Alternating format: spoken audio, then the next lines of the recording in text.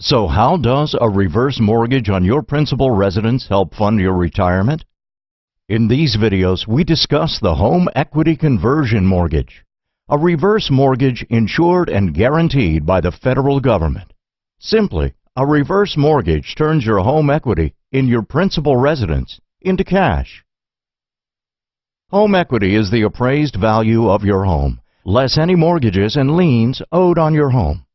The cash can supplement your monthly income or provide you with a lump sum sufficient to pay off your current mortgage and save you that monthly expense. A reverse mortgage has a couple of excellent advantages.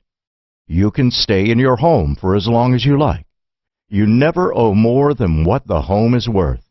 And you don't have to make mortgage repayments if you decide not to. Over the time you live in the home, though, you have to be able to afford the annual property charges, such as property taxes, hazard insurance, flood insurance, homeowner dues, and the like. If you don't make those payments or you run out of financial resources in the future to make those payments, you may lose your home to foreclosure. Many people ask, "Do I own my home? Or have I sold it to the lender?" Let's be clear, you always own your home. When you leave your home, or if your home is no longer your principal residence, you must repay the reverse mortgage, and this is usually done by selling the home. Any equity in the home above the amount owed on the mortgage is yours. You can take it and fund additional retirement, or if you prefer, leave it to your heirs.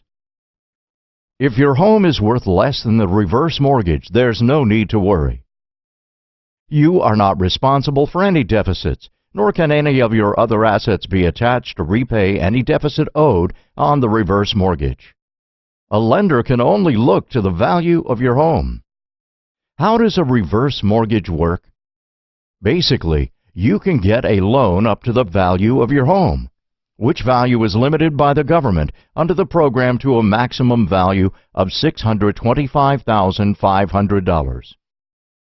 Unfortunately, you can't get all the value in cash right away. Because the program gives you an option to not make a mortgage repayment, we need to set aside all of the possible interest and mortgage insurance that would accumulate and be added to the mortgage while you live in the home.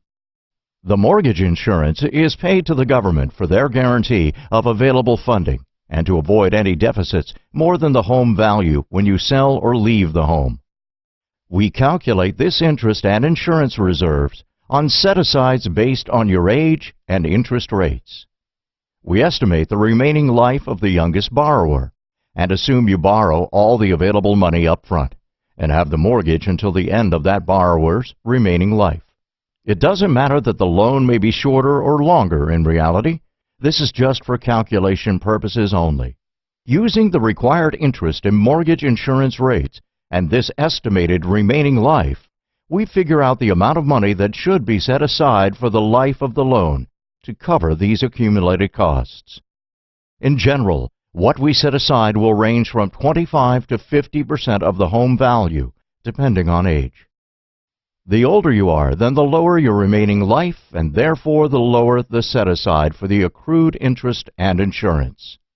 If you borrow at 62, it's likely that you'll get only 50% of the value of the home, as you have a longer life and we need to set aside more money for these expenses. Whereas at 90, you'd likely get 75% of the value of the home in available proceeds. So while you don't get the full amount, the advantage is that you don't have to worry about finding the money to make the mortgage or mortgage insurance payment. It gets added to the loan balance if you decide not to pay it. So remember the general rule.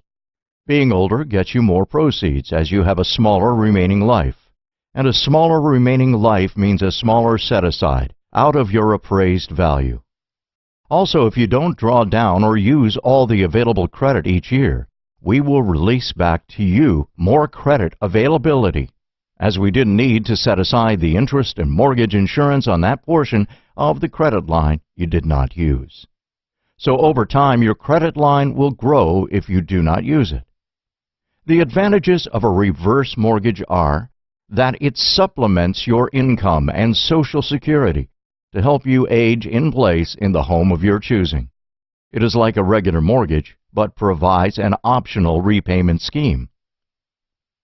If the mortgage is not drawn or used, the credit availability can grow over time.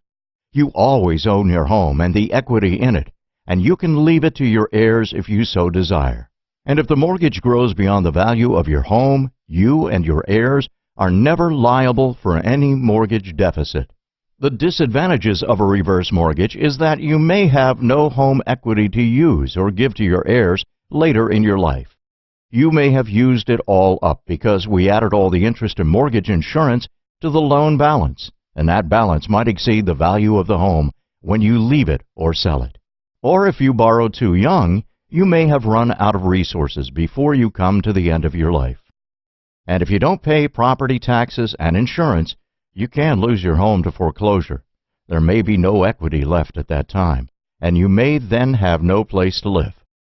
So it is important you weigh up the advantages and disadvantages of a reverse mortgage.